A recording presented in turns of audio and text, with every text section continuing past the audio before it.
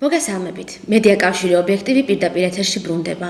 როგორც ყოველთვის, ორ კვირაში ერთხელ გადაცემით ახალგაზრდული სული. დღეს ამ გადაცემას მხოლოდ მე ესმა გუმბერიძე გავუძღვები, რადგან მისი მეორე წამყვანი მარი აზერბაიჯანში არის ერთ-ერთ ფესტივალზე, რომლის შესახებაც შემდეგ გადაცემაში ვისაუბრეთ ზუსტად 2 კვირის შემდეგ. დღეს კი ჩვენ ვსაუბრობთ ახალგაზრდულ პროგრამაზე, გაცვით პროგრამაზე, რომელსაც ქვია მომავალ ლიდერთა გაცვითი პროგრამა, რომელიც არის ამერიკული საბჭოების მიერ ორგანიზებული და ამერიკის საგარეო საქმეთა სამინისტროს, ასე ვთქვათ, ანუ სახელმწიფო დეპარტამენტის მიერ დაფინანსებული. ეს პროგრამა სკოლის მოსწავლეებს ყოველწლიურად აძლევს შესაძლებლობას, რომ 1 წელი ამერიკის შეერთებულ შტატებში გაატარონ. და ჩვენი დღევანდელი სტუმრები მინდა წარგიდგინოთ ამ პროგრამის კოორდინატორი და ამერიკული საბჭოების თანამშრომელი ქრისტი მილორავა და პროგრამის კურსდამთავრებული ნიკა ციკლაური. მოგესალმებით. ძალიან დიდი მადლობა ეთერში მოსვლისთვის. ქრისტი, პირველი კითხვით შენთან მინდა გადავიდე. ცოტა ამ პროგრამის ისტორიის შესახებ თუ შეგიძლია რომ მოგვიყვე, როგორ დაიწყო, რას მოიცავს, რას ფარავს და ასე შემდეგ. სიამოვნებით. მოგესალმებით და მადლობა მოწვევისთვის. ესე იგი, ეს პროგრამა შეიქმნა 1994 წელს, როდესაც სენატორმა ბილ ბრედლიმ კონგრესში წარადგინა პროექტი, რომლის მიზანიც იყო საქართველოსა და ამერიკის ქვეყნების დაახლოება. საქართველოს გარდა ამ დაახლოებაში იგულისხმებოდა ის სხვა დანარჩენი ყოფილი საბჭოთა კავშირის ქვეყნებიც, რომლებსაც ეს შესაძლებლობა ეძლეოდათ და ეს პროექტი რასაკვირველია, იმდენად ფართომასშტაბიანი იყო და ძალიან ბევრ ცხოვრებას შეცვლიდა უკეთესობისკენ, ის დაფინანსდა მალევე და 94 წლიდან დღემდე ძალიან წარმატებით ხორციელდება და გულისხმობს უფროს კლასელთათვის ამერიკის შეერთებულ შტატებში 1 წლით სრულიად უსასყიდლოდ სწავლას და ამერიკულ ოჯახებში ცხოვრებას.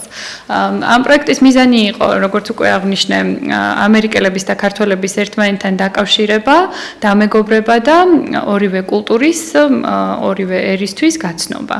ანუ სტუდენტები ჩადიან და საქართველოს აცნობენ ამერიკელებს და შემდეგ იგივე საკეთებენ ამერიკიდან დაბრუნებისას. ეს პროგრამა თუმცა არა მარტო საქართველოში, არამედ პოსტსაბჭოთა სივრცის სხვა სახელმწიფოებშიც ტარდება უკვე 20 წელია რაც და ასევე სხვა ქვეყნებიც დაემატა, ხო მგონი? 20 წელზე მეტია, 24 წელია პრინციპში და შარშან დაემატა 5 ახალი ქვეყანა, აღმოსავლეთ ევროპის ქვეყნები, საიდანაც საქართველოსთან შედარებით ცოტა ნაკლები, მაგრამ იქიდანაც უკვე მიემგზავრებიან მოსწავლეებიც და ჩვენ ძალიან მოხარულები ვართ, რომ ბოლო 2 წელია საქართველოსთან 80 ახალგაზრდა გაემგზავრა ამერიკაში სასწავლებლად და ამ პროგრამის ფარგლებში და იმედი გვაქვს, რომ ეს რიცხვი დარჩება ესეთივე მაღალი მომავალ წლებშიც, რადგან ეს მართლაც განსაკუთრებული შესაძლებლობაა სკოლის მოსწავლეებისთვის. კი, ნამდვილად.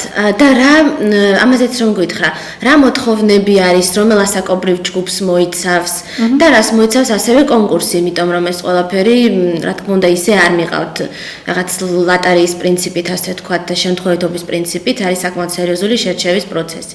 ამაზეც რომ პროცესი საკმაოდ ხანგრძლივია. მთავარი კრიტერიუმები, რომლებიც მოსწავლეებმა უნდა დააკმაყოფილოს, არის შემდეგი.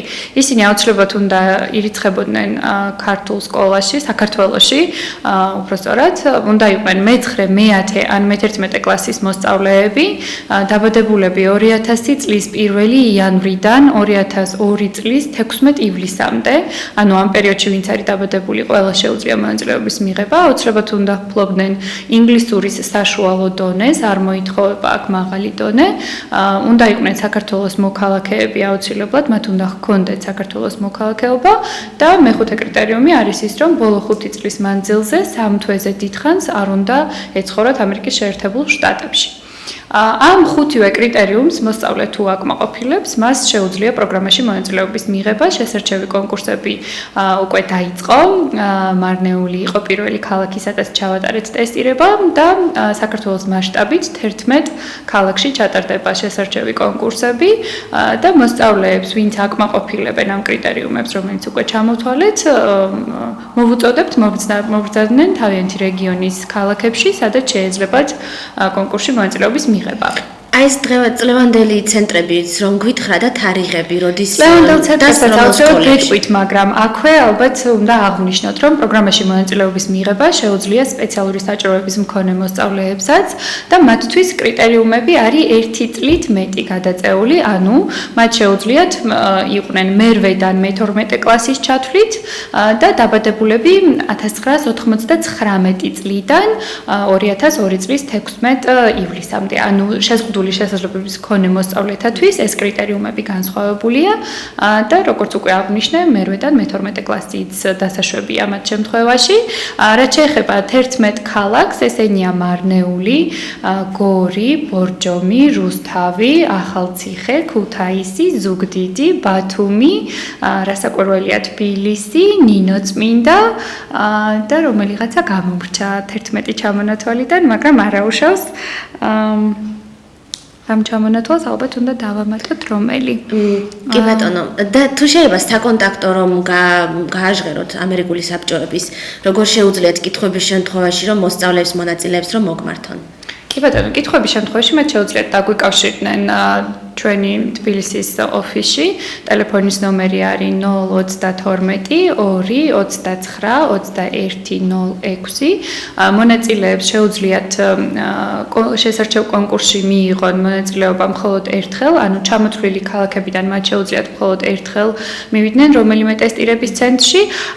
თუ კი მოსწავლე მაგალითად ვერ ახერხებს თავისი რეგიონის ტესტირების ცენტრში მივიდეს, მას შეუძლია ტესტირება გაიაროს სხვა რეგიონის ცენტრში, ეს შეზღუდვა არ არის, თუმცა სასურველია მოახერხოს იმ ქალაქში ტესტირების გავლა, სადაც ის ამჟამად ცხოვრობს, ან იმ რეგიონში, სადაც ტესტირების ცენტრი ჩვენს მიერ არის უკვე იდენტიფიცირებული. თუმცა თუ კი ადამიანი დაუშვათ ერთ წელს ვერ მოხდება, ანუ ვერ გახდება ფინალისტი, მას ყოველთვის შეუძლია მომავალ შემდეგ წელსაც კიდევ ერთხელ სცადოს მონაწილეობის მიღება და პირიქით მე ჩემი მხრიდან შემიძლია ვთქვა, რომ მოუწოდო ყველას, რომ ვინცაც პირველ ჯერზე არ გამოვიდა, აუცილებლად მეორედ და მესამედ უნდა სცადონ, რადგან ხშირ შემთხვევაში პირველივე ჯერზე ვერ ახერხებენ ხოლმე მათ შერჩევას, ნუ ვერ ხერხდება რაღაც მიზეზების გამო. თუ შეიძლება რომ გითხრა, რას მოიცავს პროგრამა, ანუ ოჯახში ცხოვრებას, სკოლაში სწავლას? ოჯახზე სანამ გადავალთ ესმა, ალბათ კარგი იქნება რომ ვთქვათ ზოგადად კონკურსი რას მოიცავს, ხო? ვისაუბროთ პირველი რაუნდი რა არის, მეორე რაუნდი და მესამე რაუნდი. კონკურსის შესარჩევი ეტაპები, როგორც უკვე აღვნიშნე, რასაკვირველია, ხანგრძლივია და ბევრ საჭირო ინფორმაციას მოიცავს, როგორც მოსწავლეებისთვის, ასევე ჩვენთვისაც. პირველი რაუნდი, რაც სტარტდება ყველა ქალაქში, მოიცავს ძალიან მარტივ ინგლისურის ტესტს, რომელიც საშუალო დონის ინგლისურის მფლობელი მოსწავლისთვის საკმარისი იქნება, რომ გადალახოს ბარიერი და გადავიდეს მეორე რაუნდში. მათ ექნებათ დაახლოებით 16 შეკითხვა, 15 წუთი, იმისათვის რომ ამ 16 შეკითხვას გასცენ პასუხი და ესე იგი პირველ რაუნდს როცა წარმატებით გაივლიან, შემდეგ ჩაუტარდებათ მეორე რაუნდი. მეორე რაუნდში უკვე ყურადღება იქცევა მათ ინდივიდუალურ უნარჩვევებს. აქ საუბარი გვაქვს მოსწავლის დამოკიდებულებებს ცხოვრებისეულ გამოცდილებაზე. ანუ მეორე რაუნდში ჩვენ უკვე მოსწავლეებს ვეკითხებით თავიანთ პირად აზრს. თუ პირველ რაუნდში მნიშვნელოვანია გავიგოთ რა დონეზეა მათი ინგლისურის ცოდნა, ანუ პირველ ტურში მხოლოდ ინგლისურს ექცევა ყურადღება, აქ სრულდება ინგლისურის შესამოწმებელი ტესტი, ანუ პირველი რაუნდის შემდეგ უკვე დანარჩენ რაუნდებში ინგლისურის დონეს ყურადღება აღარ ექცევა და უკვე მეორე რაუნდში, ესე იგი, როგორც აღვნიშნეთ, რაღაცა შეკითხვები ექნებათ, რომელზეც უნდა გასცენ პასუხი. და ეს შეკითხვა არის სამი შეკითხვა, ეს სახით უნდა უპასუხოს მოსწავლემ.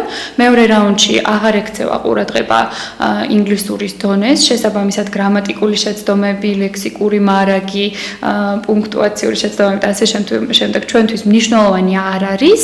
აქ ყურადღებას ვაქცევთ ბავშვის მოსწავლის დამოკიდებულებას სხვადასხვა საკითხების მიმართ და მათი პირადი ცხოვრებისეული გამოცდილების შესახებ არის ეს შეკითხვები, ანუ ჩვენ არ ვსვამთ შეკითხვებს ზოგად კაცობრიო თემებზე პირადად მათი ცხოვრებიდან რაღაცა საკითხების მიმართ რა დამოკიდებულებები აქვთ, აი ამაზე საუბრობენ ისინი მეორე ტურის თემებში.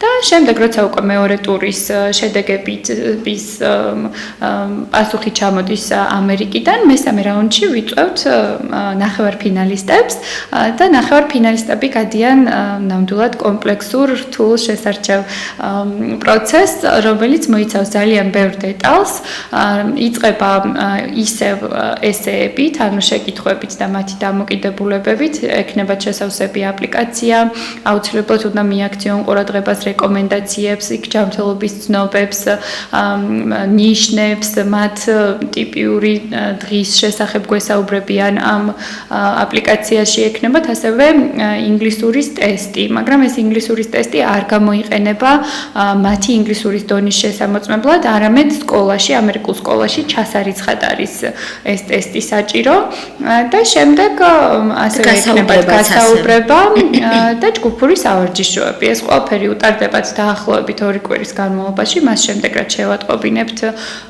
მათ ნახევარფინალისტობას და 2 კვირის შემდეგ გვაბარებენ აპლიკაციას, რომელსაც ჩვენ სხვა საჭირო საბუთებთან ერთად, რომელსაც ასევე ვაგროვებთ პირველი ტურიდან, ვაგზავნით ამერიკაში და ამერიკაში არსებული დამოუკიდებელი კომისია არჩევს ამ მონაწილეებს. შესარჩევი კონკურსი სრულად საქართველოში დასრულდება დეკემბრის ბოლოს, ყველაფერი გაიგზავნება პარალელურად ამერიკაში და ეს დამოუკიდებელი კომისია, რომელიც დაკომპლექტებულია გამოცდილი საერთაშორისო გამოცდილების მქონე ექსპერტების მიერ შეარჩევენ შესაბამის კანდიდატებს და დაახლოებით მაისის დასაწყისში ცნობილი გახდება ვინ იქნება პროგრამის ფინალისტი. ანუ კონკურსი ზოგადად ამ ნაბიჯებს და ეტაპებს მოიცავს. და მაინტერესებს რამდენად დიდი კონკურსია, მაგალითად წინა წელს რამდენმა მოსწავლემ მიიღო პირველ ტურში მონაწილეობა, რომ გითხრა? კონკურსი ყოველწლიურად ძალიან მაღალია. შარშან მონაწილეობას იღებდა დაახლოებით 3500 მონაწილე და როგორც გითხარით, შარშან 80 ადგილი დაფინანსდა. ანუ ამ 3500-დან 80 მონაწილე გახდა ფინალისტი და შერჩეული, გამორჩეული მოსწავლეები. წლიდან წლამდე როგორი ტენდენცია არის თქვენი დაკვირვებით? უფრო იზრდება დაუშვათ ამ მონაწილეთა რაოდენობა პირველ ტურში? ნამდვილად იზრდება მონაწილეთა დაინტერესებაც, უფრო მეტი კანდიდატი იღებს მონაწილეობას და ყოველწლიურად უკეთესი და უკეთესი მოსწავლეები მოდიან ნამდვილად. ეხლა მაინტერესებს რა თქმა უნდა შერჩევის პროცესი უკვე ოჯახების. იმიტომ რომ ეს რა თქმა უნდა ყველა მშობელს აინტერესებს, როგორ რა კრიტერიუმებით ხდება, თვითონ მოსწავლე და მოსწავლის ოჯახი თუ იღებს ამ შერჩევაში რამე მონაწილეობას, ან შტატი, ან თუ არის მაშინ რა უსაფრთხოების დაუშვათ გარანტიები არის ჩადებული, რომ არ ვიცი, რამე შეუსაბამო ოჯახში არ მოხდეს, ასე თქვათ. კი ბატონო. მას შემდეგ რაც გაირკვევა, რომ მოსწავლე გახდა ფინალისტი, მისი საბუთები, ის აპლიკაცია, რომელიც შეავსოდა ყველა დანარჩენი საჭირო დოკუმენტაცია, იგზავნება განმსახლებელ ორგანიზაციებში. ანუ ამერიკის მთავრობა აფინანსებს ამ პროგრამას სრულად და ის არჩევს 11 განმსახლებელ ორგანიზაციას, რომელიც არის ჩვენი პარტნიორი ორგანიზაცია და ეს ორგანიზაციები არიან პასუხისმგებლები შეარჩიონ მასპინძელი ოჯახები ჩვენი მოსწავლეებისთვის. ოჯახების შერჩევა ხდება ისევე რთული პროცესის მიხედვით, როგორც ჩვენ ვარჩევთ საქართველოში მოსწავლეებს.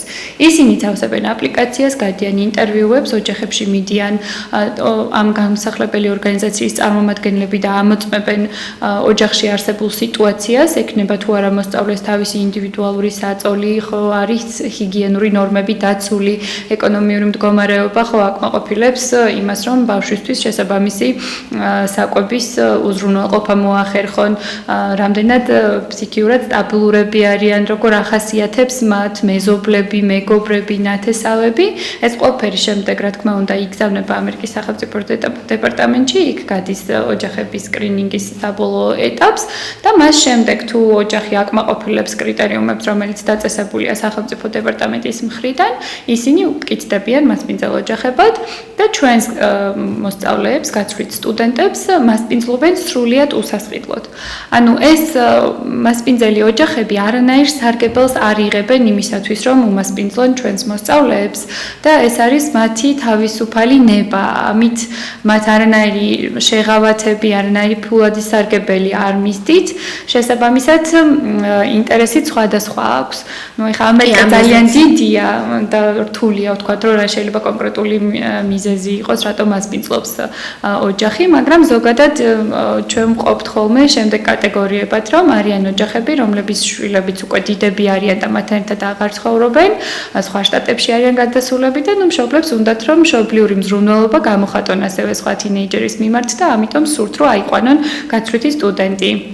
ან შესაძლოა ერთ-ერთი მიზეზი იყოს ის, რომ მათ ყავთ უმცროსი პატარა შვილები, რომლებისთვისაც სურთ სამაგალითო უფროსი და ან ძმა, რომელიც კარგ მაგალითს მისცემს, როგორ უნდა ისწავლოს კარგად. ან შესაძლოა უბრალოდ დაინტერესებულები არიან ჩვენი ქვეყნის კულტურით, ცეკვით, სიმღერით, ხელოვნებით, რომელიც უნდათ, რომ ესე პირდაპირ ამ კულტურის წარმომადგენლის მხრიდან გაიგონ. და მიზეზები შეიძლება გავაგრძელოთ ძალიან დიდხანს, ანუ მრავალფეროვანი და ძალიან დიდია, როგორც იცით, ამერიკა, ამიტომ კონკრეტულად ვერ შევძლებთ, რომ გითხრათ, რომ ეს არის მიზეზები, რატომ იყვანენ გაცვლით სტუდენტებს, თუმცა მთლიანობაში აქ ყველაზე მნიშვნელოვანი არის ის, რომ ამას აკეთებენ მოხალისეობრივად, ანუ ისინი ამაში არ ხედავენ რაიმე მატერიალურ სარგებელს, პირიქით, უფრო სულიერ საზრდოზეა ეს ყველაფერი ორიენტირებული. კი ბატონო, და ალბათ კრიმინალურ რაღაც წარსულზეც გადიან, ხო, შესაძლოა ამასაც ამოწმებენ. თუ არის რა ხდება, როგორ ხდება დავშოთ მოსწავლის უზრუნველყოფა უსაფრთხოებით, უკვე იქ ყოფნის პერიოდში, თუ შეუძლია მას მაგალითად ოჯახის შეცვლა, ნუ რაღაც ფორს მაჟორული მდგომარეობა თუ შეიქმნა მაგალითად.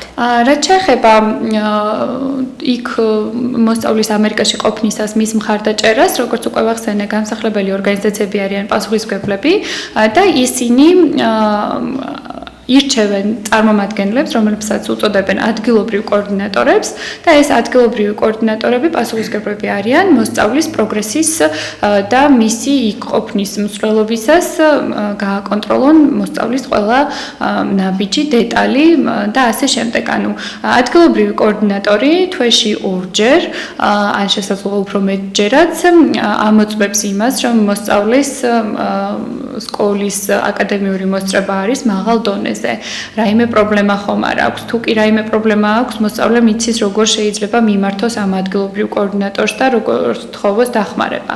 ის ადგილობრივი კოორდინატორები ცხოვრობენ მათი საცხოვრებლიდან დაახლოებით 120 მილის მანძილზე, ანუ საჭიროების შემთხვევაში ისინი შეძლებენ ბავშვთან, მოსწავლესთან მისვლას და დახმარებას, თუ კი ეს აუცილებელი გახდება. ისინი აკონტროლებენ იმასაც, რომ ოჯახში არსებული ნორმა დაცულია. არ მხოლოდ ადგილობრივი კოორდინატორია ამ ყველაფრის კონტროლში ჩართული, ასევე ამერიკის სახელმწიფო დეპარტამენტს ყავს გამოყოფილი სპეციალური ჯგუფი, რომელიც გაუფრთხილებლად შესაძლოა დაადგეს ერთ-ერთ ოჯახს და უბრალოდ თქვას, რომ ჩვენ აქ მოვედით შესამოწმებლად გვინდა დავწმუნდეთ, რომ აკმაყოფილებს ყველა იმ სტანდარტს თქვენი ოჯახი, რომელიც აუცილებელია მასპინძელი ოჯახისთვის და იმისათვის, რომ უმასპინძლოთ ჩვენი პროგრამის მონაწილეს. მე ძალიან მაინტერესებს, თუ დარჩენილა ოდესმე უკვე შერჩეული ფინალისტი ოჯახის გარეშე, მაგალითად მithumetes ფინანსური კრიზისის პერიოდში, თუ რთულდება, თუ ძნელდება, თუ უფრო პირიქით მარტივდება ოჯახების. არ მარტივდება სამწუხაროდ ოჯახების შერჩევის პროცესი საკმაოდ რთულია, როგორც უკვე გითხარით, ძალიან ბევრ შესამოწმებელ პროცედურას მოიცავს და ძალიან ხშირად ამას იმაზე მეტი დრო მიაქვს, ვიდრე თქვათ ჩვენ გვინდა რომ ამან წაიღოს და ნუ განსაკუთრებით კრიმინალური ბექგრაუნდის შემოწმებას მიაქვს განსაკუთრებით დიდი პერიოდი.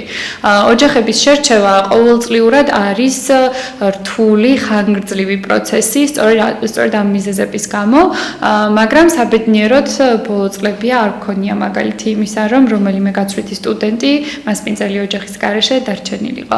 თუ ვერ ახერხებენ მუდმივი მასპინძელი ოჯახის შერჩევას, მაინც ახერხებენ დროებით ის, რომელიც თავიდან უმასპინძლებს რაღაცა პერიოდის განმავლობაში მოსწავლეს და და შემდეგ ეს აძლევს გამსახლებელ ორგანიზაციას დამატებით დროს იმისათვის, რომ მოუძებნოს მოსწავლეს შესაბამისი მუდმივი ოჯახი, რომელიც თქვა შესაძლოა ემთხვევა ბავშვის ინტერესებს, მის ჰობის, მის ბექგრაუნდს და ან შესაძლოა საერთოდ განსხვავებული ოჯახი შეურჩიოს და სრულიად სხვა ინტერესების მქონე ოჯახებში განათავსონ და რაც საკვირველია ორივე ტიპის ოჯახს ექნება თავისი დადებითით და უარყოფითით, მაგრამ კარგი არის ის, რომ გამსახლებელი ორგანიზაციები აკეთებენ ყველაფერს იმისათვის, რომ დაფინანსებული მოსწავლე ჩავიდეს ამერიკაში და ეს ერთადერთი და განუმეორებელი შანსი გამოიყენოს და აი მასპინძელი ოჯახის გამოუჩენლობის გამო არ დაკარგოს ეს შანსი.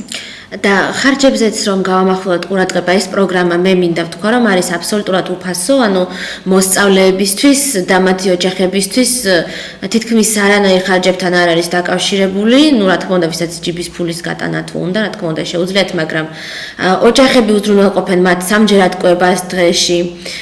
ასევე ეს ბავშვები უზრუნველყოფილნი არიან ბილეთით, ორმხრივი ავიაბილეთით, ასევე სამედიცინო დაზღვევით, ვიზის სტიპენდიით, წინა გასამგზავრებელი ორიენტაციით, ვიზასთან დაკავშირებული პროცესების მოგვარებით.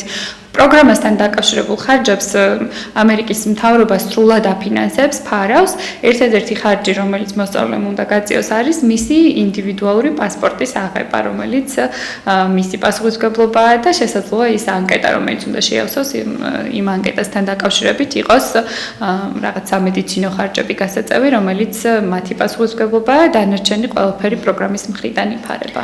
მოდი ჩვენ ახლა ნიკასთან გადავიდეთ, თორემ უკვე დაგვეჩაგრა ცოტა არ იყოს. ნიკა, გითხარი შენ, როგორი მომზადების პროცესი გაიარა, როდესაც უკვე დაგირეკეს და გითხრეს რომ ფინალისტი ხარ.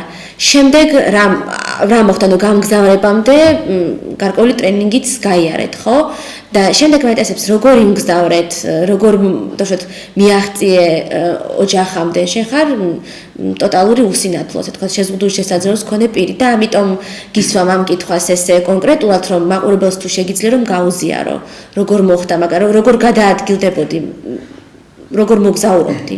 პირველ რიგში მოგესალმები ჩვენს ტელემაყურებელს, მადლობას გიხდით მოწვევისთვის.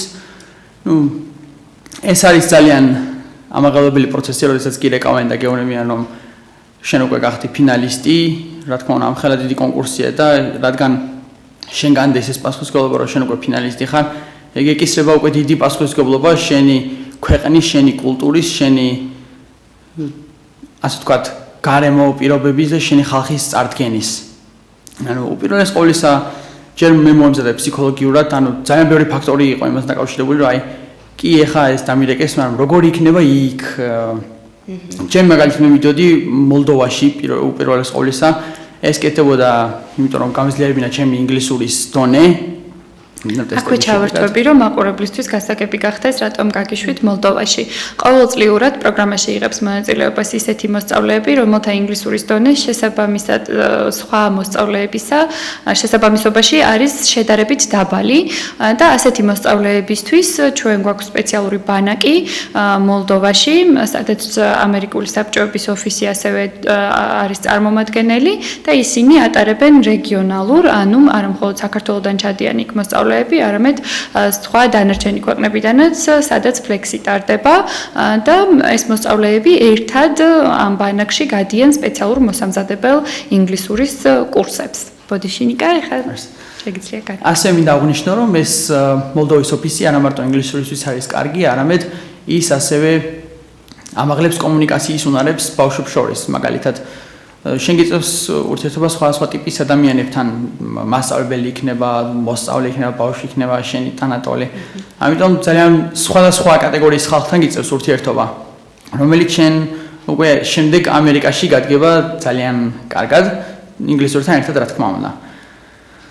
ამის შემდეგ, როცა ვფიქრობდი, ანუ როგორი იქნებოდა ეს როგორი იქნებოდა თვითონ იქაური გარემო, იმიტომ რომ საერთოდ გაგონილი მქონდა ჩემს წინ ვინც იყო წასული იმ ბავშვებისგან, რომ ეს არის ახალი გამოცდილება, რომელიც არის შენი ყოველდღიური ცხოვრებიდან ანუ შენი ყოველდღიური ცხოვრების გარეშე კი იქიდან იმისგან განსხვავებულია უფრო. აი როცა ჩახვედი ნიკა ბოდიში გაწყვეტინებ, როცა ჩახვედი და შენი ინგლისური, ანუ ზოგადად რამდენად მარტივი იყო და რა პრობლემებს გადააწყვეტია ეს სკოლაში და უშუალოდ ოჯახში, რამდენად კარგად გესმოდა და უშუალოდ მასწავლებლების თუ შენი ოჯახის წევრების, რამდენად ახერხებდი მათთვის შენი სათქმელის მიტანას, ასე ვთქვათ. და რამდენ ხანს გრძელდება ეს ადაპტაციის პერიოდი, როცა ჩადიხარ იქ? ესე იგი, ჯერ თავიდან იყო ჩიჩვევის პროცესი ძალიან ძნელისავით, იმიტომ რომ ჯერ თავიდან არაფერი არ გესმის, ყველა ლაპარაკობს რაღაც ჩვეულებრივად, სწრაფად, როცა შენთვის ეს გაუგებარია თავიდან, მაგრამ შემდეგ უკვე ურთიერთობებით და იმითი რომ ანუ უფრო ურთიერთობ შენს გარემოსთან, შენს ოჯახთან, ბავშვებთან, კი ისინი იგებენ რომ შენ ეს არ გესმის, შენ მათიანა კარგად არ იცი, ამიტომ ამას ძალიან გაგებით ეკიდებიან, რაც ძალიან გიწყობს ხელს იმ ადაპტირებაში და ანუ გარკვეული არ ხარ. და კი გაქვს თავიდან რაღაც ნოსტალგიის გრძნობა, იმიტომ რომ ეს არის რაღაც პირველადი კულტურული შოკი, იმიტომ რომ შენ ხვდები ისეთ გარემოში, სადაც შენ არ ყავს შენი ნაცნობი, ანუ არ ყავს არავინ ისეთი, რომელსაც შენ იცნობ, რომელიც შენ გაგიგებს. ამიტომ შენ ეს ყველაფერი უნდა დაამყარო იქ შენი ურთიერთობები თვითონ.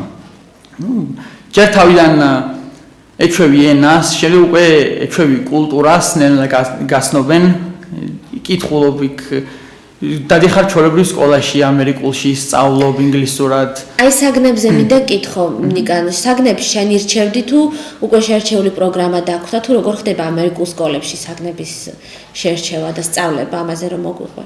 საქართველოს სკოლებისგან განსხვავებით, ამერიკაში რო ჩავედი, პირველი დღე როდესაც მივედით, ეს იყო მივიყვანეს სპეციალურ დაწესებულებაში, სადაც გაგვხდა უკვე ჩვენ სპეციალური ადამიანი, რომელიც გვარჩევნებს საგნებს, ანუ ჩვენ იქ ვირჩევთ საგნებს ამერიკაში, რომელი საგნები გვინდოდა რომ გვესწავლა. ოღონდ გარკვეულ დროებთან შეთანხმებით, მაგალითად ჩვენ ვიცოდით რომ მაგალითად ლიდერობა საგანი იყო მაგალითად ან პირველ ზარზე, ან მესამე ზარზე. ხო, ცხრილს ცხრილი უკვე რაღაცა გარკვეული ცხრილი შედგენილი აქვს ამათ და შენ ამ ცხრილებში უნდა რაღაცნაირად შეათანხმო გაკვეთილები.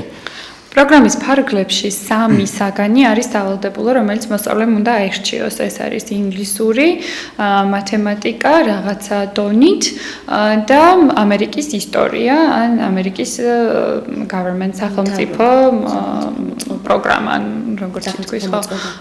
და ეს ამ 3 საგნის გარდა მოსწავლეს შეუძლია აირჩიოს ნებისმიერი საგანი და როგორც მოგეხსენებათ, ამერიკული სისტემა ძალიან განსხვავდება საქართველოში არსებული განათლების სისტემისგან და იქ საგნები არის ძალიან მრავალფეროვანი. ერთ სკოლაში შესაძლოა იყოს 60 საგანი, საიდანაც მოსწავლეს შეუძლია შეერჩიოს თავისი ინტერესებიდან გამომდინარე და ხშირად გვესმის, რომ მოსწავლეები არჩევენ ისეთ საგნებს, რომელიც შემდეგ დაკავშირებულია მათ მომავალ პროფესიასთან. შენ შემთხვევაში იყო ესეთი რომელიმე საგანი, ნიკა?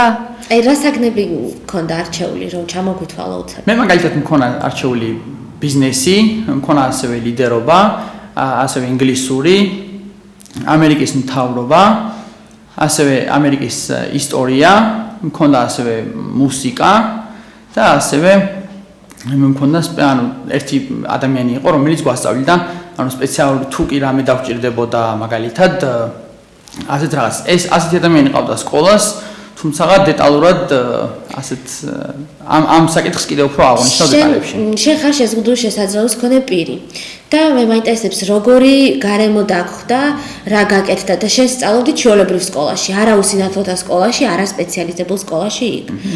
როგორი გარემო დაგხვდა, ანუ რა გააკეთეს იმისთვის, რომ სწავლება შენთვის ხელმისაწვდომი გამხდარიყო?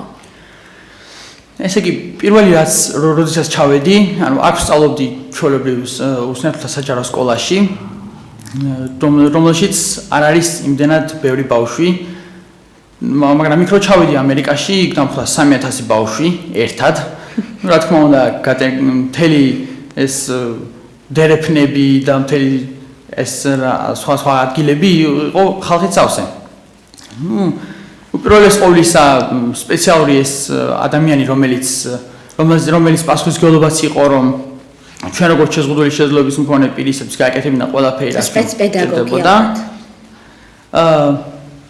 უპირველეს ყოვლისა მივმართე მას, რადგანაც ჯერ არ ვიცოდი ამ სკოლის აგებულება, სად რა მდებარეობდა. პირველი რამდენიმე კვირა მასწავლიდა ის, სად რა მდებარეობს, მომყვებოდა, მაგრამ შემდეგ უკვე ჩემი ინიციატივით იყო, რომ უკვე მე მინდოდა რომ მარტო გადავადგილებულიყავი, არავის სკოლის შიგნით კლასიდან კლასში, ხო? კი. თვითონ მარტო გადავადგილებულიყავი, არავის დახმარების გარეშე, ამიტომ შემდეგ უკვე დავიწყე თვითონ გადაადგილება. სახელმძღვანელოები როგორ იყო შენთვის? სახელმძღვანელოები მქონა ელექტრონული ვერსიით, ეს მქონა ბრაილითაც, მქონა ელექტრონული ვერსიითაც. მაგრამ ჩემთვის უფრო მოსახერხებელი იყო ელექტრონული ვერსიით, რადგანაც ძირითადად იქ სწავლა მიმდინარეობდა კომპიუტერულად, ანუ ელექტრონულად, კომპიუტერების მეშვეობით. ამიტომ რა თქმა უნდა მოსახერხებელი იყო, რომ ყველა ის სახელმძღვანელო მქონოდა კომპიუტერში და ხელმისაწვდომი ყოფილიყო ყოველთვის, როცა დამჭირდებოდა. და დავალებებს როგორ აკეთებდი? აი დავალებებს მაგალითად გააჩნია მასწავლებელს და გააჩნია საგანს. არის სხვა განათლების სისტემები, სხვა სერვისები, რომელშიც დავალებებს ტვირთავ, მაგალითად ასეთია ECHO, არის ეს სისტემა. ამ სისტემებში შენ თვითონ სწავლობდი თუ იქ უზრუნველყოფდნენ და გასწავლიდნენ, როგორ უნდა გამოგეყენებინა დავუშვათ პორტალები? როდესაც მასწავლებელი ტვირთავს სისტემას, ჯერ სკოლა გაფრთხილებს, რომ აი ჩვენ ვიყენებთ ამ სისტემებს, მაგალითად ECHO-ს, ან Google Classrooms, ან ასე შემდეგ. მაგრამ ასევე მასწავლებლებსაც შეუძლიათ თვითონვე აარჩიონ, რომელი სისტემა გამოიყენონ, თავის და შეხედულებისამებრ. თუ კი სკოლა იყენებს ამ სისტემას საერთო ჯამში, მაშინ სკოლა უზრუნველყოფს იმას, რომ შენ ეს სისტემა იცოდე. მაგალითად, პირველი და სასწავლო წლის დაწყების პირველი კვირა გაქვს ასეთი სპეციალური ტრენინგი, რომელშიც გასწავლიან, რომელი სისტემა როგორ უნდა გამოიყენო, მაგალითად დავალება სად უნდა ატვირთო, სახელმძღვანელოს სად უნდა მიიღო, გარკვეული აქტივობა სად უნდა ნახო და ასე შემდეგ. ხო, თუ მასწავლებელი ირჩევს, მაშინ ეს უკვე მასწავლებლის პასუხისმგებლობაში შედის ის, რომ გასწავლოს თავის სამის დავალებას მოგცემს, რომ ამ სისტემაში თქვენ ამიტვირთო დავალება აქვს. მე ასე დეტალურად იმიტომ ვიკითხე, რომ უსინათლოსთვის მაინც კომპიუტერის სწავლება რაღაც სპეციფიკასთან არის დაკავშირებული, რადგან ჩვენ touch panel-ებს მაგალითად ვერ ვიყენებთ და mouse-ებს და ამიტომაც ვკითხე, ანუ მასწავლებელი შესაბამისად ცალკე გასწავლიდა, ხო, ალბათ კლავიშებით, როგორ უნდა მართო ესა თუ ის პროგრამა. ეს ეხება ძირითადად სპეცპედაგოგს, თუ კი მე ამ შემთხვევაში არ მინდა მასწავლე, იმიტომ რომ კომპიუტერი ვიცოდი, უკვე რადგან ეს ჩემი, ასე ვთქვათ, ჰობი იყო, აქედან წასვლამდეც. ამიტომ შესაბამისად, უბრალოდ მეუბნებოდნენ, რომ აი, აქ უნდა შეხვიდე და დანარჩენ შემთხვევაში ვითხოვდი რაღაც გარკვეულ დროს, რომ მე ეს გვერდი კარგად მომესინჯა, კარგად დამეთვალიერებინა, სად რა მდებარეობს ჩვენი სპეციფიკის და მოდი გვესაუბრე ახლა შენ როგორც შეზღუდულ შესაძლებლობას ქონე გათვითმა სტუდენტმა მოსწავლემ გაიარე ტრენინგი სანამ ოჯახში მოხდებოდი. ახლა მინდა ვთხოვო ოპერატორებს რომ გავუშვან ის ფოტოები, სადაც არის ასახული შენი სხვადასხვა აქტივობები და მათ შორის აი ეს ტრენინგიც. და სხვა აქტივობები, სადაც ჩანს თუ როგორ ხდება რეალურად თუნდაც უსინათლო პირის ინტეგრაცია საზოგადოებაში. შენ კი ნიკა ამასობაში მინდა გითხო, რა აქტივობებში იღებდი მონაწილეობას სკოლის გარდა, ოჯახის გარდა, და დაუშვათ არაფორმალური განათლების ტრენინგებს და ასე შემდეგ. ამაზე რომ მოკლედ გითხრა. კი. უპირველეს ყოვლისა არ შემიძლია არ აღვნიშნო ორეგონის ტრენინგის შესახებ. ეს იყო ჩემთვის უდიდესი გამოცდილება, იმიტომ რომ აქ ჩვენ ვისწავლეთ როგორც ჩვენი უფლებების შესახებ, ანუ რა უფლებები გაგვაჩნია. შესაძლებლობს ქონე მოსწავლეების. რა თქმა უნდა. რა უფლებები გაგვაჩნია, რის გაკეთება შეგვიძლია დისკრიმინაციისგან თავდასაცავად. ასევე ჩვენ გავიარეთ იქ გადაადგილების ტრენინგი, მაგალითად როგორ შეგიძლია სხვა ანუ ერთი ადგილიდან მეორე ადგილზე მიხვიდე შენით, ჯოხით ან ძაღლით და კიდევ სხვა ანუ მაგალითად გზის გადასვლა არის თუ შოპინგი თუ მაგალითად სხვა აქტივობები, მაგალითად ხეზე ცოცვაც ქონა ერთი ასეთი და ამ ძალიან დამეხმარა რეალურ ცხოვრებაში ცეც ოჯახში გადახვედი შენით წასულხარ მაღაზიაში დამოუკიდებლად? საერთოდ კი, მე ძალიან მიყვარს ხოლმე თვითონ სიარული, ამერიკის შემდეგ მით უმეტეს მივეჩვიე და მაღაზიებშიც, სკოლაშიც დავდიოდი ჩემს მეგობარ ძაღლთან ერთად, რომელიც ძალიან მიყვარდა და ეხაც მიყვარს და რომელმაც ძალიან მოიწინა მას შემდეგ რაც შენ წამოყვედი საქართველოში და ის დატოვე ამერიკაში, ხო? მინდა აღნიშნო რომ ოჯახმა მითხრა რომ ჩემი წამოსვლის მერე ერთი კვირის განმავლობაში ძაღლს არც საჭმელი უჭამია და არც არანაირი სითხე არ მიუღია, ამიტომ ძალიან სამწუხარო. მოდი, ბარემ რახან ოჯახში ეხე, შენს ოჯახშიც გითხარი, რა საქმიანობდნენ, თუ ყავდათ მათ შვილები, ერთად როგორ ატარებდით დროს? ესე იგი, ჩემი ოჯახი შედგებოდა დედობილის, მამობილისაგან. ასევე მათ ყავდათ 3 შვილი, რომელიც უკვე აღარ ცხოვრობდა მათთან ერთად, გადასულნი იყვნენ სხვა შტატებში. და მე ასევე მინდა აღვნიშნო, რომ მე მყავდა კიდევ ერთი, ასე ვთქვათ, გაცვლითი ძმა, ასე დავარქმევდი მას, რომელიც იყო ეგვიპტიდან. შესაბამისად, ეს კარგი იყო, რადგან მე არა მარტო ამერიკულ კულტურას ვცნობოდი, არამედ ეგვიპტის კულტურასაც გავეცანი, სხვა შორის ძალიან კარგად და ეს მოგებიანი იყო იმისთვისაც, რომ ის ჩემი გასვლითი ძმა უზიარებდა მათაც და რა თქმა უნდა, რადგან ოჯახში ვიყავი, ვისმენდი მეც, ამიტომ. და ჩემი მამობილი იყო საერთოდ კომპიუტერ პროგრამისტი, აინტერესებდა ასეთი რაღაცა, მისი სფერო იყო და ასევე უყვარდა ძალიან ხელოვნება, მაგალითად მუსიკა, ასევე ფოტოგრაფია და რადგანაც ჩემი ორივე სფერო მანდ იყო, მუსიკა და ტექნოლოგიები, ჩვენ ძალიან ბევრ დროს ვატარებდით ერთად, მასწავლიდა ის პროგრამირებას, ან სხვადასხვა მაგალითად იმას, რაც არ ვიცოდი, ჯერ დავილაპარაკეთ გარკვეულ საკითხებზე, რომ შემოწმევინა ჩემი დონე, ანუ რამდენად კარგად ვიცი მე ეს სფერო და რა უნდა ესწავლებინა ჩემთვის და რის სწავლება არ იყო საჭირო უკვე. და დროს მაგალითად რამე აქტივობებს ვაკეთებდით ერთად, სადმე თუ მოგზაურობდით, ამაზეც რო გითხრა. მოგზაურობდით ძალიან ხშირად, მაგალითად ჩვენ ვიყავით ვირჯინია შტატში, შემდეგ ვიყავით კალიფორნიასთან, სხვა ადგილებში ვიყავით, დავდიოდით ბუნებაში, მოგზაურობდით ხოლმე ყოველ მაგალითად დღესასწაულებზე, ჰელოუინზე. აი დღესასწაულებით კიდე მოყვებოდა თავისი სპეციალური აქტივობები, მაგალითად ცალკე სადღესასწაულო აქტივობები, ანუ როგორც ისინი აღნიშნავენ და ასევე ის აქტივობებიც, რომელსაც ვაკეთებდით ოჯახთან ერთად, თვითონ თავის შვილებთან ერთად, ან პლუს ამას ოჯახის მეგობრებთან ერთად. ან მიდიოდით პიკნიკებზეც და სამოხალისეოდაც მიყავით ხოლმე ოჯახს. აი სამოხალისეოდ მე ვიცი რომ ფლექსის პროგრამა ასე ვთქვათ მოთხოვნა არის სავალდებულო რომ მოსწავლეს მინიმუმ 40 საათი მაინც კონდეს მოხალისეობა უკვე 100-ზე ავიდა კი ბატონო. შენი გამოცდილების შესახებ რომ გვითხრა სად მოხალისეობდი, რას აკეთებდი და რა გავლენა მოახდინა ამან ასე ვთქვათ შენზე. მოხალისეობა არის ერთ-ერთი კარგი რაღაცა, რაც მე ფლექს პროგრამაში შემოხვედრია, იმიტომ რომ მოხალისეობის დროს შენ გაქვს კავშირი უკვე რეალურ ცხოვრებასთან, ანუ უკვე სკოლის გარეშე და ოჯახის გარეთ, შენ უკვე თვითონ მიდიხარ სადღაცას სამოხალისეოდ და იქ ეხმარები შენ მაგალითად სხვა რაღაცების გაკეთებაში. მაგალითად მე მოხალისეობდი სკოლაში, ასეთი იყო ანუ რაღაცა ქონასთი სკოლაში, რომ კომპიუტერებში, ანუ სასწავლო სისტემებში რო დავდიოდით, ჩვენ უნდა გვეკონტროლებინა, რომ ბავშვები არ შესულიყვნენ ისეთ საიტებზე, მაგალითად იყო თამაშები, ან ვიდეოები, ან სხვა ასეთი რაღაცები. თუ კი ეს არ შეეხებოდა სასწავლო სისტემას, მაგალითად თუ შენ გინდა თამაში, მაშინ შენ ვერ შეხვალ იმ სისტემაში, თუ კი მასწავლებელმა არ დაწერა ასეთი რაღაცა, რომ ამათ ამ საიტზე ეს ბავშვები შეუშვით. და შენც მონაწილეობდი ამ კონტროლში? კი, მე მონაწილეობდი, თუმცა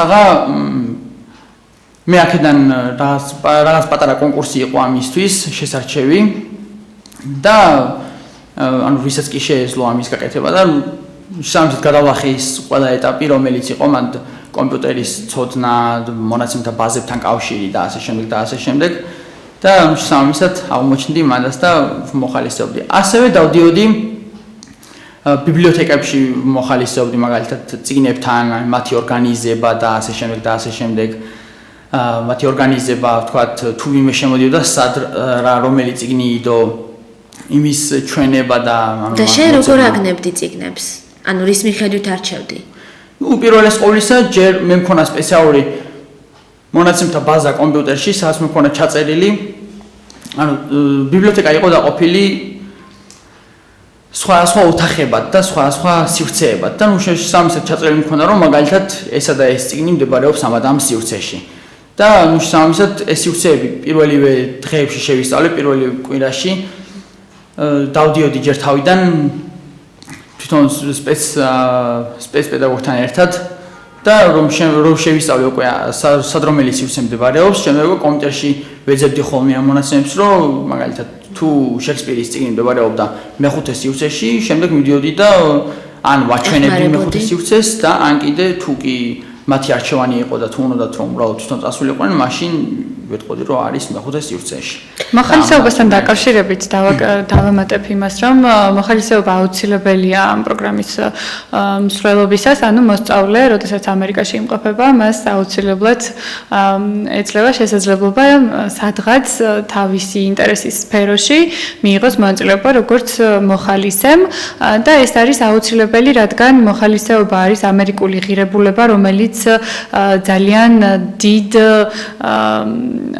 როგორ ვთქვათ, benefits, ანუ სარგებელს აძლევს ადამიანს მატერიალური სარგებლის გარეშე. ანუ მოსწავლემ ძალიან ხშირად გამიგია მოსწავლეები ამბობდნენ, რომ მხოლოდ იმიტომ, რომ მე დავდიოდი მოხალისედ და ვაკეთებდი კარგ საქმეს და ამით არანაირ სარგებელს არ ვიღებდი, მთელი წლის მანძილზე ვიმუხტებოდი დადებითად და ერთმა ძალიან ჭკვიანმა და კარგმა გოგონამ, რომელიც ასევე შეზღუდული შესაძლებლობის მქონე იყო, ერთხელ მითხრა, რომ ამ მოხალისეობის დროს მე ვიგრძენი, რომ მეც ვარ ღირებული წარმომადგენელი ამ საზოგადოების და ჩემს როლსაც მნიშვნელობა აქვს იქ ყოფნისასო და ეს არის ზუსტად ის მნიშვნელოვანი დეტალები, რომელიც ამ პროგრამის მსვლელობისას მოსწავლეებზე დადებითად მოქმედებს. და ის იმიტომ ხდება, რომ ანუ ამ მოხალისეობის დროს ამიტომ შენ გაქვს რაღაცა გარკვეული პასუხისმგებლობა და შენ ანუ ყველა იქ საჭიროა, ვინც კი მოხალისეობს. ანუ ყველას რაღაცა გარკვეული პასუხისმგებლობა აკისრია და რა თქმა უნდა, ასევე ნამდვილად. ნიკა, შენ ძალიან ჩართული იყავი ასევე სკოლის გუნდში, დებატებში, ასევე სხვადასხვა ტრენინგებზე. იყავი თვითონ ამერიკული საბჭოების მიერ ორგანიზებულ სამოქალაქო განათლების კვირაულზე ვაშინგტონში. ეს ყველაფერი ითვალისწინდა სხვადასხვა კიდე კონფერენციებზე, სადაც შენი ოჯახიც დაგეხმარა ამ ინფორმაციების მოძიებაში და გვიანბე როგორ მოგზაურობდი, ანუ ეს ყველაფერი ითვალისწინებს ავიო გადაფრენებს. თვითმფრინავში როგორ ხდებოდა, ანუ შენ მოგზაურობდი ხშირ შემთხვევაში მარტო. როგორ ხდებოდა ეს? ამაზეც რო გითხრა ტექნიკურად თუ შეიძლება. ესე იგი, ტექნიკურად ეს ყველაფერი ხდებოდა ძალიან ის მარტივად, ანუ უპირველეს ყოვლისა, ჯერ როდესაც თუ კი ეს ყველაფერი ეხებოდა აეროპორტს, მაგალითად გადაფრენა იყო, ან ჩამოფრენა იყო, ან სხვა, მაშინ მივდიოდი აეროპორტში, იქ არის სპეციალური იქ არის ადამიანი, რომელიც გეხმარება შენ მაგალითად თვითმფრინავამდე მისვლაში, თვითმფრინავიდან გადმოსვლაში და ასე შემდეგ. და ანუ როდესაც მივდიოდი მაგალითად ტრენინგზე National Federation of the Blind, ეს არის ასეთი ორგანიზაცია, რომელიც ანუ აკეთებს ამ სინათლეთა ეროვნული ფედერაცია რომ გადავთარგმნოთ. და ანუ ეს ორგანიზაცია აკეთებს სხვა ახორციელებს სხვა ღონისძიებებს უკაცრავად უსინათლოებისათვის და ასევე აქვს საინფორმაციო მაგალითად ტექნიკური ღონისძიებები, მაგალითად სხვა პრაქტიკები, მაგალითად კომპიუტერთან, ან სხვა ტექნიკასთან და ასე შემდეგ და ასე შემდეგ. და როდესაც მაგალითად მონაწილეობდი ამის აქტივობებში, ხშირად მიწევდა ხოლმე თვითმფრინავების გამოყენება. და ამ შემთხვევაში მიდოდი აეროპორტში, მიდოდი იმ ადამიანთან, რომელიც მეხმარებოდა ამ ყველაფერში და შესაბამისად ვთხოვდი რომ ანუ მე მესაჭიროება თვითმფრინავამდე მისვლა. აქვე დავამატებ იმას, რომ არა მხოლოდ შეზღუდული შესაძლებლობის მქონე მოსწავლეთათვის, არამედ სხვა მოსწავლეებიც, რომლებიც ასევე ჩართული იყვნენ სხვადასხვა კონფერენციებში, რომელიც ეს მამაც ჩამოთვალა, ამ კონფერენციებში როცა ისინი იღებენ მონაწილეობას, მათაც გადაფრენის დროს პროგრამის მხრიდან ყავდათ სპეციალურად გამოყოფილი ჯგუფი, რომელიც ეხმარებოდათ შესაბამის გეითამდე მისვლაში, ანუ რომ მიეგნოთ თავიანთი გასასვლელისთვის. არა მხოლოდ იმიტომ, რომ ვთქვა თქვათ ნიკას შემთხვევაში ის უბრალოდ ვერ წაიკითხავდა ნიშანს რა ეწერა და როგორ უნდა მისულიყო იქამდე არამედ იმიტომ რომ შესაბამისი ყურადღება ექცევა ყველა მოსწავლეს რომელიც პროგრამის მსვლელობისას თქვათ მიფრინავს სადღაც და შესაბამისი მიმართულებით რომ მოხდეს მათი ჩასმა. ნიკა, ჩვენ უკვე ძალიან ცოტა დრო გვჭირდება, მინდა უცებ შენ სამომავლო გეგმებზე გკითხო. რას აპირებ? ეხლა შენ სკოლა უკვე დაამთავრე. მომავალ წელს ჩაბარებას გეგმავ, სად ფიქრობ რა უნივერსიტეტზე ან რა როგორ წარმოგიდგენია შენი მომავალი? სად ფიქრობ ჩაბარებას ახლა ძალიან ისეთ საკითხია, ჯერ კიდევ არ მაქვს გააწყვეტილი, იმიტომ რომ ამერიკამ ჩემში ძალიან დიდი ცვლილებები გამოიწვია, რასაც შესაბამისად რაღაცნაირად შევეგუო და უნდა ასე ვთქვათ შევარჩიო ის სფერო, სადაც მე ჩემს შესაძლებლობას და ჩემს პოტენციალს გამოვავლებ მაქსიმალურად. მოდი ესე კითხავ, მაშინ რა მიმართულებები გაინტერესებს? რა ვიცი, მე მაინტერესებს ძალიან ბევრი მიმართულება, მაგალითად იურიდიული, ინფორმატიკა, მაგალითად სხვა რაღაცების ინჟინერია, მაგალითად როგორ აკეთებენ სხვა რობოტს, მაგალითად ამის ინჟინერია და მთელი ტექნოლოგიები, რა ტექნოლოგიებია ჩართული და ასე შემდეგ. მე ბოლოს აუცილებლად ქრისტისთან უნდა გადავიდე კითხვით კურსდამთავრებულის ცხოვრების შესახებ, უბრალოდ იმიტომ რომ ნიკა შენ ახალ ჩამოსული ხარ და ჯერ ცოტა რთული იქნება ამაზე საუბარი. როგორც მე ვიცი, თითქმის ყველა ამ პროგრამის კურსდამთავრებულები ძალიან წარმატებულები და რეალიზებულები არიან ხოლმე თავიანთ სახელმწიფოებში, თავიანთ ქვეყნებში და თავიანთი ქვეყნებისთვის ბევრს აკეთებენ კიდეც. შენ თუ შეგიძლია ქრისტი რომ გვითხრა შენს პირად გამოცდილებაზე, შენს ამ პროგრამის კურსდამთავრებული ხარ. რა გამოიარე სანამ დავშ ამერიკულ საბჭოებში მოხვიდოდი? მეც ამ პროგრამის კურსდამთავრებული ვარ ნამდვილად. ჩემშიც ისევე როგორც ნიკამ აღნიშნა, ამ პროგრამამ ძალიან დიდი გარდატეხა მოახდინა და უფრო მიზანდასახული გავხდი, ვიდრე ვთქვათ ვიყავი ამ პროგრამამდე. ანუ მე ამ პროგრამის შემდეგ უკვე ვიცოდი რა მინდოდა, როგორ უნდა გამეკეთებინა და როგორ უნდა მიმეღწია ამ წარმატებისათვის. ჩემ თავზე რო კონკრეტულად არ ვისაუბრო, ზოგადად ვიტყვი, რომ ამ პროგრამის კურსდამთავრებულები თავიანთ სფეროში ძალიან წარმატებულები არიან. ბევრ მნიშვნელოვან მიღწევას როგორც საქართველოსთვის და თავიანთი ორგანიზაციებისთვის, ასევე პროგრამისთვისაც. ჩვენ მათთან განვაგრძობთ თანამშრომლობას, გვაქვს სხვადასხვა სახის შესაძლებლობები, იქნება ეს დასაქმების კუთხით თუ სხვადასხვა საგრანტო პროექტების კუთხით და კონფერენციების თვალსაზრისით. შესაბამისად, პროგრამის დასრულების შემდეგ პროგრამის მონაწილეებთან ჩვენი ურთიერთობა არ სრულდება, შემდეგ იწყება უფრო მეტად მნიშვნელოვანი ეტაპი და ეს პროგრამა ბევრი მოსწავლისთვის ხდება ტრამპლინი ძალიან დიდი წარმატების მიღწევისაკენ და ძალიან ხშირად ისინი აღნიშნავენ რომ არა პროგრამა Flexi ისინი დღეს ვერ მიაღწევდნენ იმას რაც მიუღწევიათ და ამ წარმატებულ ადამიანებში და კურსდამთავრებულებში გვყავს როგორც სახელმწიფო სტრუქტურებში მნიშვნელოვან პოზიციებზე მყოფი ადამიანები, ისე კერძო ბიზნესში იქნება ეს საჯარო სექტორი, არასამთავრობო ორგანიზაციები თუ სამედიცინო. ამიტომ ძალიან წარმატებული ადამიანები არიან სულ ყველანი. მე გაცვლის, ესე თქვათ, კითხვა მაქვს გასვლასთან დაკავშირებით. ხომ არ ნიშნავს თავშოთ ამ პროგრამაში მონაწილეობა შემდეგ ამ კონკრეტული გაცვლითი სტუდენტის მიერ მის ოჯახში, თავშოთ კიდევ ვინმე გაცვლითი სტუდენტის მიღებას თავის მხრივ. არა, გაცვლითი პროგრამა ჰქვია ამას, იმიტომ რომ იგულისხმება კულტურათა შორის გაცვლა. ანუ ქართველი მოსწავლეები აცნობენ ამერიკელებს საქართველოს, მის კულტურას, მის მახასიათებლებს და შემდეგ ეცნობიან ამერიკულ კულტურას და იქიდან ჩამოაქვთ ჩამოთვლილი დეტალები და საქართველოს აცნობენ უკვე ამერიკულ კულტურას. ნიკა, მე მგონი აკეთებდა კიდეც პრეზენტაციებს ხო საქართველოს შესახებ. კი, ესეც ავალდებულოა პროგრამის ფარგლებში. თუ შეგიძლია გითხრა რა გააკეთე პრეზენტაციების სახით და რა კითხვები იყო? რა წარმოდგენა ქონდათ საერთოდ საქართველოს შესახებ? საქართველოს შესახებ მოკლედ ძალიან ხო? კი, საქართველოს შესახებ გავაკეთე პრეზენტაციები სკოლაში, სხვა ორგანიზაციებში და ძირითადად წავადგინე ჩვენი კულტურა, ვთქვათ, ჩვენი ღირსშესანიშნაობები, ისტორია და ასე შემდეგ, მაგალითად მუსიკა, ფოლკლორი, კულინარია, ძალიან მრავალფეროვანი არის ხოლმე ეს პრეზენტაციები. ხშირ შემთხვევაში ჩვენ ვსახდებით ისეთ ფლექსის ბავშვები სახდებიან ისეთ შტატებში და ისეთ ადგილებში, სადაც შესაძლოა საქართველოს შესახებ საერთოდ არავის არაფერი ისმენოდეს. ეს იყო მაგალითად ჩემ შემთხვევაში და ამიტომ ცოტა უცნაური კითხვებიც ისმებოდა ხოლმე, მაგრამ ასევე ისმებოდა ძალიან ისეთი კარგი კითხვებიც, მაგალითად, რატომ ვფიქრობთ ამას, რატომ ვაკეთებთ ამას, მაგალითად, ჩვენი კულტურიდან გამომდინარე, რატომ არის ეს ჩვენს კულტურაში და ასე შემდეგ. და აი ცოტა უცნაურ კითხვებს რაც შეეხება, იყო ასეთი კითხვებიც, მაგალითად, გაქვს თუ არა ელექტროენერგია, ან ასე შემდეგ. ძალიან დიდი მადლობა მინდა გადავუხადო ჩვენს დღევანდელ სტუმრებს. რა თქმა უნდა, გაცვლითი პროგრამები არის ახალგაზრდული სულისკვეთების ნაწილიც. და სწორედ ამიტომ ვისაუბრეთ ჩვენ დღეს ამ პროგრამაზე. რა თქმა უნდა, ძალიან დიდი წარმატებები მინდა უსურვო ნიკასაც, როგორც ახალ კურსდამთავრებულს და ქრისტისაც და ამერიკულ საბჭოებსაც მომავალში ჩვენი მეტი და მეტი გაცვლითი სტუდენტის მოძიებაში და გაცვლის გაუმჯობესებაში.